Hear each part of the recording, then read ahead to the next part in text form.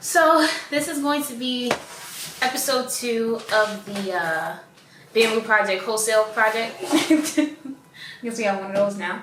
So episode 2. What are we talking about? So we're just basically going to be talking about the stuff that we've learned this past week. Wow. Nothing. Listen to your TV voice. I may have gotten my first deal. No, let me not say that. I may have gotten my first deal. On the first and the same day. I may have got... Somebody called me back, right? And I have a contract that I could possibly get sent over to me if I call him back with an offer. Because here's the thing, right? He called me back and he was saying that the seller doesn't want to come to the price that I want, but he was asking me, is it my final offer? So when he asked it to me, I already know he asked that. He's like, yeah, we can do that, but if you come up a little bit, we can do that too. But I think I'm going to stay strong at the offer that I gave them because it's like a couple $1,000, and it's like, listen, I'm trying to get the bag. But now, after this, the hardest part is going to be finding an investor. So that's going to be kind of difficult, I think. So I got 10 days to figure this shit out, but I'm excited. But yeah, so that was what I just did. So I found a deal too that I'm waiting for the listing agent to send me the contract for. Now, I just want to give a little bit of backtrack as to what's happening. I feel like I mentioned it in the first video, but not really in detail. So I spent $1,000 of my money. Because a lot of the things that we get in the house, Donivan buys, but I spent. How did you get $1,000? Did you tell me your OnlyFans? Are you going to tell them that you have an OnlyFans page? Melissa's OnlyFans is Melissa Project, Melissa Bamboo Titties. Melissa's Bamboo Titties. I feel like Donivan. That's her OnlyFans. I feel like Donovan be whispering. And we made $1,000. We may need to get you. Can you get the cord? See, look at that. You already started. I was gonna say. Oh yeah. So I'm not sure if I really touched on it in the first video, but I paid $1,000 for this course. Donovan asked, "How did I get the $1,000?" I have an IRA account that has money rolled over from my 401k account from when I used to work at Starbucks. When I was working at Starbucks, I put the maximum amount of money that I could into my 401k whole time I was working there. As soon as I could make a 401k, I think I didn't make it as soon as I possibly could have because I didn't know how it worked. But like I'd say a month, 2 months into me working there, I worked there for 3 years, I was depositing as much money as I can into my 401k. So yeah, there's that. So took money out of that, and that's how I funded me paying for this course. Now, what is this course? There is this YouTuber named Jerry Norton. He is a wholesaler, very experienced, been doing it for 15, 20 years, something like that. And he has like a lot of informational videos. So I was very apprehensive for buying. I was very apprehensive about buying the course because I had no clue what it would entail. I wasn't sure if it was going to be a scam because not only is it a course, but it's also set up for not only is it a course, but it's set up for you to make money doing what's said in the course. So the way that wholesaling works is that you have a seller. So the way that it's set up basically is that instead of finding deals for other investors like most people would do, when we find a deal that fits his buy criteria, that's specifically what we're supposed to be looking for in this course, we would give it to him pretty much, and then we would make a $10,000 wholesale fee from doing that. Now, his buy criteria is very insane. It's kind of crazy once you get into it and once you start crunching the numbers and everything like that. So it's been a bit difficult, but it's not impossible. And I think the way that he makes most of his money is by negotiating the price down, not by actually going out and finding deals. Because who is gonna have their house that's worth $100K after it's repaired and sell it for $5,000 for no reason whatsoever? Who's doing that? Nobody is. There's people that have a fucked up house that is selling it for $100K when the brand new house next door is being sold for $90. So you have to really negotiate the price down because the listings that you see, that's top dollar for that person. They're trying to squeeze as much money as they can from whoever is trying to buy. So they're hoping that somebody walks along and is like, you know what? I'm gonna pay you this ridiculous ass price for this property. So the thing about his course that makes it very difficult is because imagine you have a house for $200,000. Imagine you have a house being sold for $200,000, right? How low of a price do you think you can offer to buy that house, right? Like, I want you to think of a number. Comment it in the comments right now. Let's see what numbers everybody come up with, right? Before I started this, I'm like, okay, I could probably get him down to like 175, 190, 190. What number you think, Donovan? For what? If there's a house on the market for 200K. 200K? Before you know what you know, what would you think you could get that down to? Like 180-ish.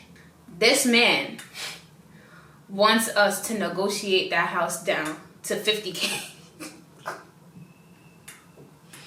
It'd be 50K. It'd be 50K. It'd be 75K, 100K. That is 150. Like, that's 75% off you trying to get the house at.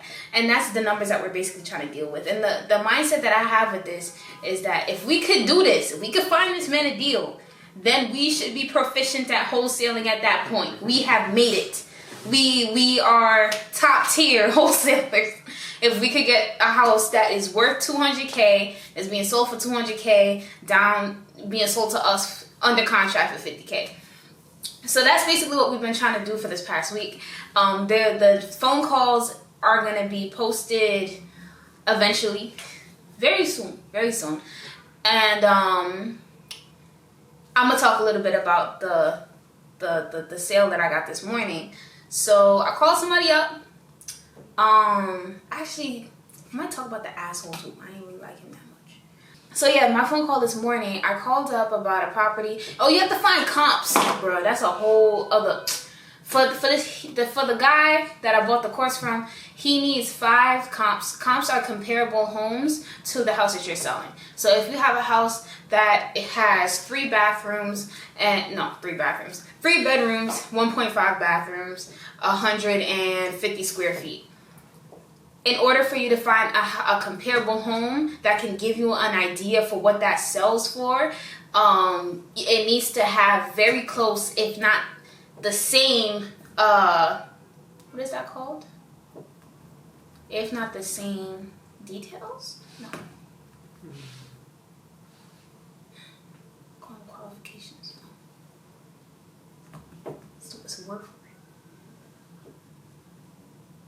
That's criteria, I guess. It would have to have the same numbers. They would both have to be 3 bedrooms. They would both have to be 1.5 bathrooms. They would both have to have a similar square footage. You don't really want to get out of the range of 50 square feet above or under the number that you're looking for. And you have to find 5 of them within the last 6 months.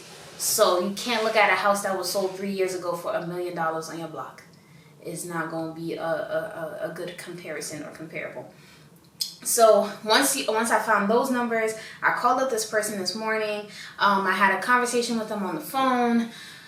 Everything was going pretty well. The house was selling for $22.5K, and I believe I got it under contract for $16K. What happened with that? I'm waiting for the contract. So let me not say I have it under contract. I texted him. You should call him. I don't know how long contracts take. And I already texted. And you didn't get a response back. When do you think I should call?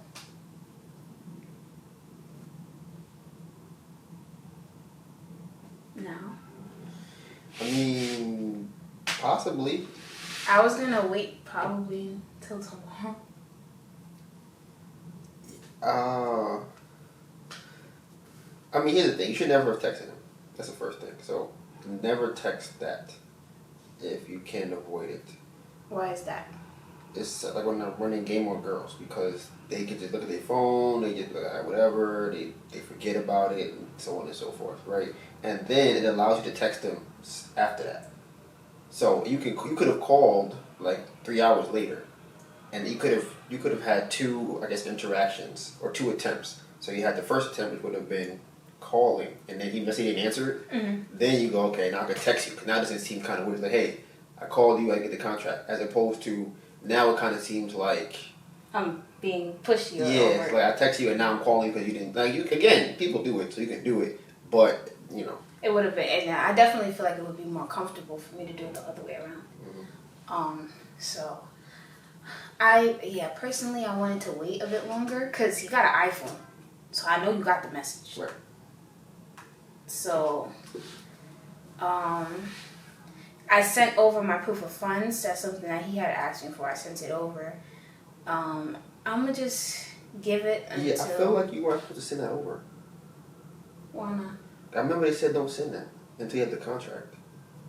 They say you're supposed to get it on the contract before you send the proof of funds. That's what I remember one of them videos saying. I don't remember which one. I don't know why. I definitely remember them being like, get it under contract first. Then, who was it? Was it?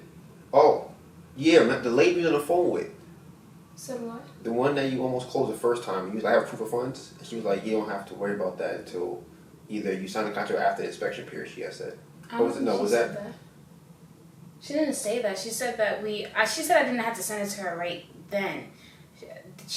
I would have to send her when she's drawing up the contract or something like that. And that's what he's doing. He's I think writing it was it out. after the contract. But I mean after it was signed. But I mean, we had the video. We listened to it. Yeah. I think it was her that definitely said it. Cause I remember you had blurted something out to her.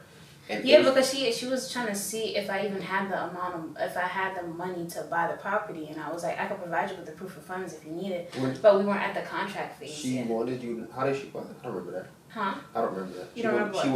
She wanted to know. How did she ask you if you have enough money? Because she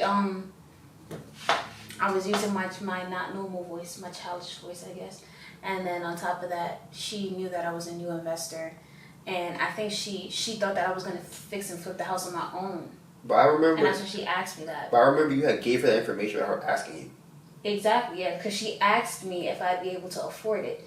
And that's when I said, yeah, I would be. I can give you a proof of funds. I was going to give her the proof of funds right then and there. She was like, oh, because she didn't speak to the buyer at that point. I feel like that's kind of similar to what's happening right now with him. But he might have spoken to the buyer already. Yeah, I feel like until you have a contract, you're in the same situation. She was just saying that I didn't have to give it to her right then and there. I guess, but let's I'll listen to it again. We'll see. Yeah, but so I sent over my proof of funds. If he has a problem with it or anything like that, he can either reach out to me, or tomorrow I'm definitely, if I don't hear anything back by the end of the night, because I want to be patient, but it's one of those things where I don't want to be too lackadaisical, too relaxed on it, because I do want this deal. I don't want anyone else to steal it, or for them to change their mind. I would like for this to close as quick as it possibly can, but I also don't want to get off at the wrong foot with the listing agent. One of Jerry Norton's one of his things is to do is to have a dual agency. So what that is that typically with a real estate transaction there is a listing agent and then there's a buyer's agent. It's something that we learned. So what typically happens is that the person selling the house, has to pay 6% commission to the real estate agents. So they split that 6% and they get 3% each. Now, what we are trying to do is what we do as a way to motivate the listing agent to really push our offer forward and kind of go with the deal that we're presenting is by offering them to not only represent the seller but represent us, the buyer, as well. That way they can get the full 6%. So if they were going to come into this deal and make $10K as their 3% commission, they would now make $20K. So that's pretty much what we've been trying to do. This morning I tried to call one of the listing agents. First I called, it went straight to voicemail. I called again, and then the person picked up, and it was a hello, and it was just like mad hellos for like 2 minutes.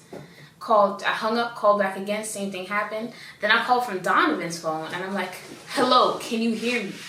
And we got on the phone, and I feel like he was very cranky. I feel like he was not fucking with whatever it is that I had to say. Like, no, he didn't even care to hear what I had to say. I think the first thing that I said was that I'm an unrepresented investor from New York. He was like, listen, I don't want to be a buyer's agent. I'm not a buyer's agent. I'm just a listing agent. I'm not trying to represent you. I'm like, whoa. Well, I almost got off the phone, honestly, because I was like, oh, shit, okay, my bad. And then I was like, wait. I don't need you to be my buyer's agent. Like, I still have questions about the property. Like, because the agents can tell you information that's not listed on the website that they're posting. So I wanted to ask questions like maybe like why the seller is selling the home and stuff like that. And he's just trying to get me off the phone. He's like, listen, I'm not trying to be a buyer's agent, blah, blah. I'm like, listen, I don't need you. I reiterated what I was trying to say. I'm like, so you do not want to represent me and the seller. You do not want, he's like, no, I do not want that at all. And I'm like, okay. I still have questions about the house. And he's like, what is your questions? So I proceeded with my questions. And do you remember what happened after that? I think I asked him what like the repair cost might be. Oh, you asked him about the comparables and you asked him about the renovations. Yeah. Because, I was trying to ask him like the standard questions that I've asked other real estate agents that I've gotten, I guess, okay or decent responses from. So I asked him like what the repair cost would be. He's like, well, that number doesn't matter. I could tell you it's $50K, but it doesn't matter because how I repair a house is different than how you repair a house. Do you put granite in your houses? And I'm like, okay, so what do you think the house will sell for once it's repaired? He gave me a number, which was, I don't even remember if it was similar to the number that I got because we also have to crunch these numbers as well. But he was just like, that more or less doesn't matter either because you don't know how much your repair costs are. And then I tried to ask him how much does he think the houses in the area is going for, and he essentially said, why are you asking me that? You can figure that out yourself. So that's how the call went. I thanked him for his time and then I got off the phone. So that was probably the worst call that I've had to date. But for that to be the worst call, I think that's pretty good. How do you feel about your real estate experience so far? How do I feel about it? I'm very hopeful. I'm very hopeful that we're going to get a deal very soon.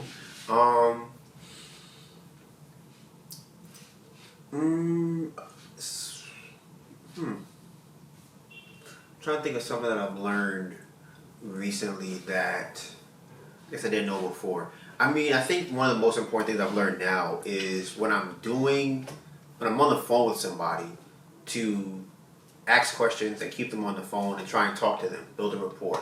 Just similar to what I used to do before when I would run games talking to girls. So it's a familiar space to be in. But when I first started, I had no idea what footing I had to be on or anything like that. So I was pretty much just, like I said, you're going to see, we're going to post them separately from this. We'll have the phone calls. So we're going to probably have, so I'm thinking about that while I was sitting here. The videos of this go up, and then we'll have us actually, I guess, in the field, more or less. So either being on the phone, closing contracts, going to pick up the money that we get, things like that. Will happen throughout the week, I guess. But yeah, keeping them on the phone. And one thing that I found that's very important, that's very, very important, is to have information on whatever you're trying to buy. It helps with negotiating, helps with confidence as far as like when I have information about a property, I can go, hey, well, you said it cost $200,000, but I noticed that there's a leak in the roof from this picture. I saw that there's also some kind of foundational cracks. I noticed that you had a dog, so that probably means that there's some scratches on the wall. So this thing I have to take care of.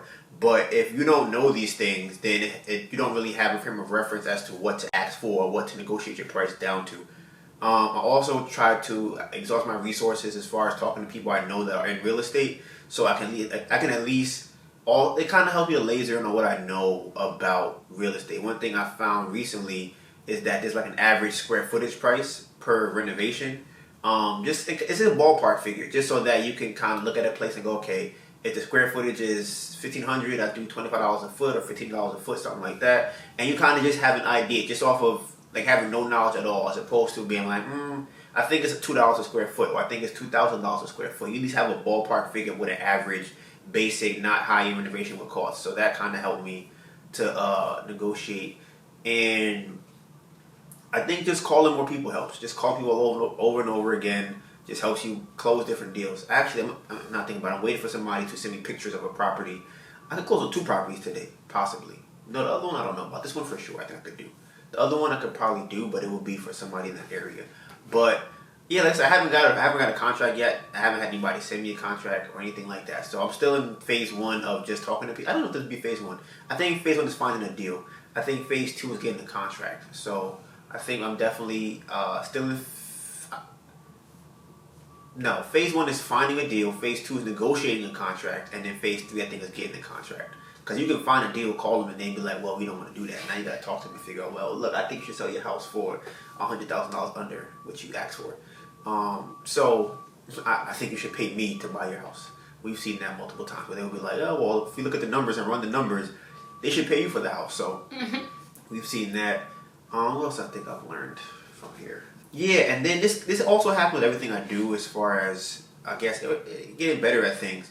Once you understand the system of something, you can apply your own methods to it. So there was a formula that was used in the software that Melissa bought, the course that Melissa bought, and it's a very great start because we had no frame of reference what we were doing. We have no idea what square footage price is, how they calculate it, what the AR. We don't know any of that stuff. So from going from that to where we are now, it helps because we can look at it and go, okay, this is the direction I should go in.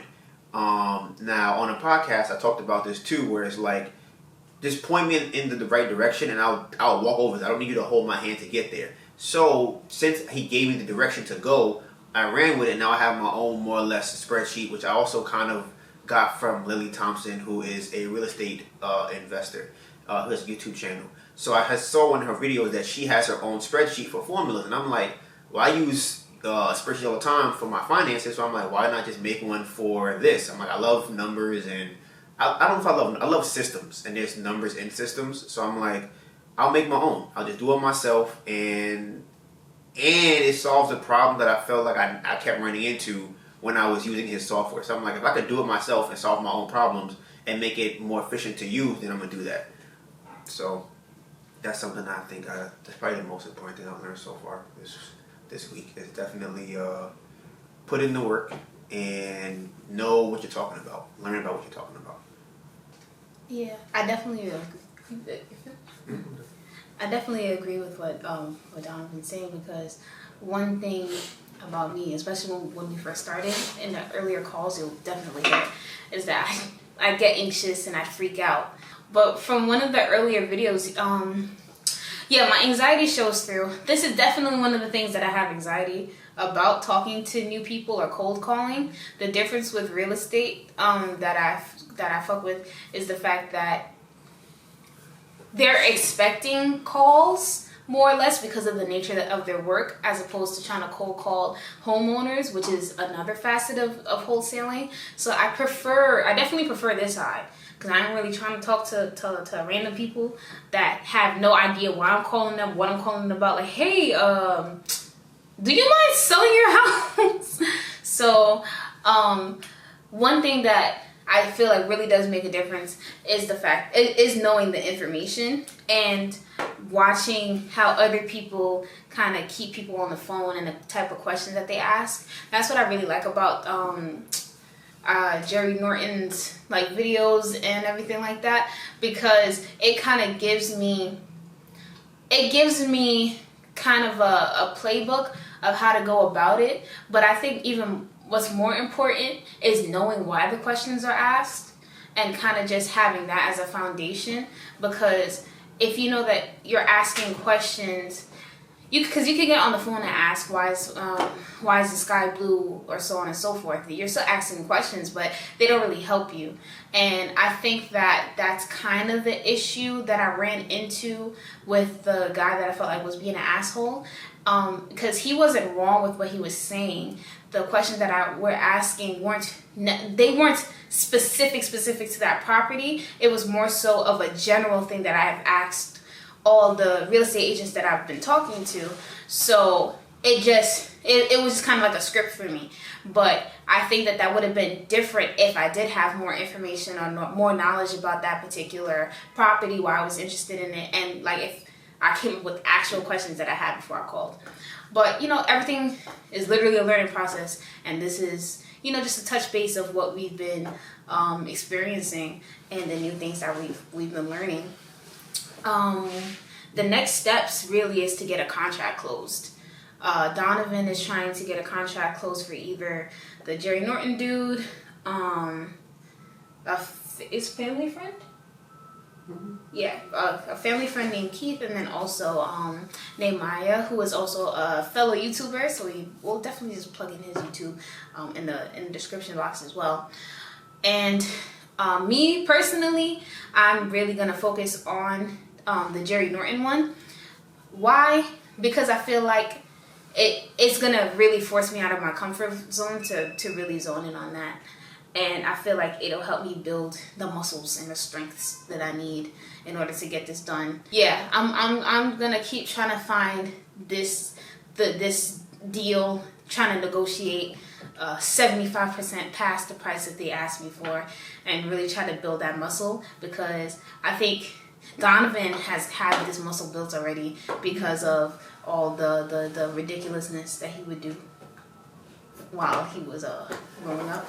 Me personally, I feel like a lot of situations have been coming in to play where I need to build a skill and I haven't built it yet. So, next steps for you? I would like to do 10 calls a day by myself, and then I feel like I want to call 10 leads a day. I think that's a lot. I mean, I found 4 last night. The only thing I'm thinking about as far as calling 10 a day, why it would be hard for one person, is because of all the other things that we do. So I have to spend the night finding the 10 leads, which is not easy. I think it'll be easier now since I made the software. Yeah, the software or the algorithm on my computer. I guess I forget what it's called. I made a spreadsheet. I think it'll make that easier to be able to find deals and run the numbers. So that, and because we do a lot of things, when I wake up in the morning, I'll have to call them. No, that's not what I was going to say. On Saturday and Sunday, I'm going to be doing the recording for basketball. Then on Tuesday, I have the podcast. And then I have to edit the podcast and post the clips. So in between that is when I would be looking for deals. So that's pretty much Sunday mornings, maybe night times on Saturday and Sunday, mornings on Saturday. Definitely Tuesday is pretty much out the question, because Tuesday, my goal on Tuesday is obviously to edit the whole podcast in one day. And so Wednesday and Thursday and Friday, I think, unless something else comes up that I can think of that I'm going to have to do on those days. But Wednesday, Thursday, Friday in the morning. But that is all for me. Yes, you want to add to that? Yeah. I was going to say. What plans do you have for wholesaling in the next week? Oh my gosh, I'm not keeping this here at all. This shit is probably going to be taken out very soon. The plans that I have for wholesaling going forward, I really want to get. My goal is to have at least 3 pending contracts a week. What is a pending contract? The situation that I'm in right now, where I'm waiting for someone to send me. Waiting for a contract. Mm-hmm. Because I'm like, out of the 3, hopefully one of those will go through. Mm-hmm. I can probably do more than 3, but that is my least amount that I'd like to have for the week. I don't really know how to measure anything else out. I really don't know how to measure this out. but that I feel like I can commit to. So that's my goal. And Donivan actually has company coming over soon, so I'm gonna wrap this video up here, and we're gonna clean up the house and all that stuff. So if you want to be up to date with all the different projects and what we're doing, go ahead and subscribe. All the information is going to be on this channel. And if you want to see, if you want some insider stuff, the little pizzazz with the tidbits, you can check out Donivan's Instagram, Donivan Gray, DONIVANGRAY, or you can check out my Instagram at Anita Burn, ANETABURN. Bamboo Project out. Not I, top tier, top floor, top shotter, you are not top 5. To be completely 100, these people can't keep me from coming, I'm moving now. What you doing tomorrow? If you wanna do it, I say you get to it now. I see the view from the top of the podium, out of your sodium wingspan. I am the they itching to see when you sitting with me, you a wingman.